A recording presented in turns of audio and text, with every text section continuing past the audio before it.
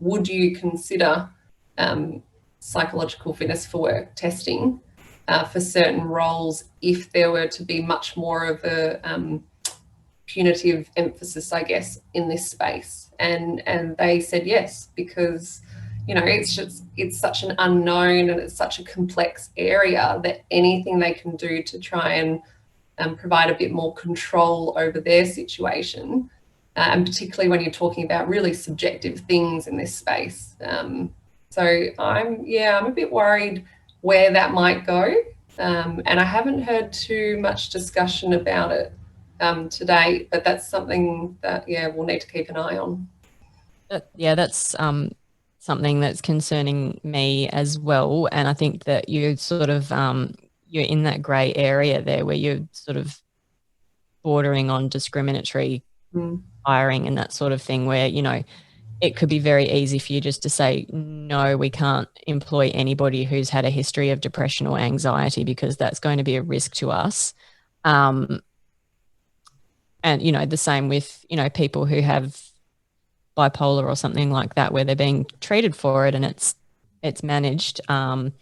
People on the spectrum, there's all kinds of really dangerous possibilities once people start thinking about excluding people on the basis of mental health, because we know that everybody's mental health fluctuates. We're all somewhere on a range from being awesome to being pretty not great. So it's an area that I'm concerned about as well. I'm not sure what the solution is, but I would imagine that it would have to be tied very, very specifically to the position requirements, and there would need to be a high benchmark for evidence to be able to exclude people from that position for that reason.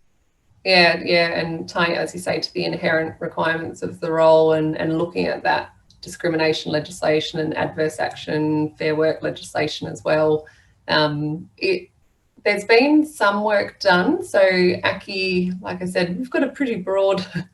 policy scope, and one of my colleagues, Jenny Lambert, works in the employment space, and we know Comcare, for instance, we were talking to the other day, has been doing some really great research into barriers to employment and looking particularly at disability, or in this case, mental health conditions, and the employer perception of how job ready are they, how employable are they, what are the challenges. And there's still a lot of misconceptions around, bipolar and what it looks like, and depression and anxiety, and there's still that real uncertainty about how do I adapt my workplace for them to assist, but then also what liabilities am I taking on then? So it is a really worrying space, but also the fact that they're two different conversations is a bit worrying, that we're having this chat in a work health safety silo in a lot of ways, and not factoring in all of the other work going on that will have a crossover impact, particularly for employers who have to deal